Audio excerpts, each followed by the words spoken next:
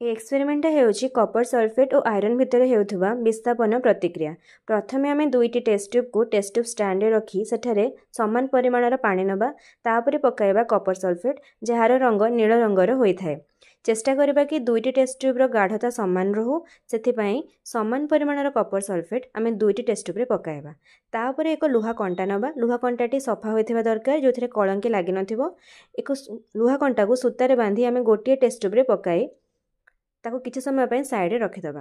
किछि समय पर आमे देखिबा कि जो लुहा कंटाटी आगुआ संपूर्ण भाव में सफा थिला सेही लुहा कंटा उपरे एक बादामी रंगर आस्तरण बसी जाइछि एवं जो टेस्ट ट्यूब रे आगुआ नील रंगर सॉल्यूशन थिला तार एबे कलर चेंज होई ताहा ग्रीन कलर रे परिणत होइछि। दुईटी टेस्ट ट्यूब को साइड रे रखी आमे कंपेयर करि परिबा किपरि भाबे रंगर परिवर्तन होइछि कारण एठारे होई जाइछि विस्थापन प्रतिक्रिया जेउथिरे कपर सल्फेट रु कपर को आयरन विस्थापित करी फेरो सल्फेट रे परिणत होइछि।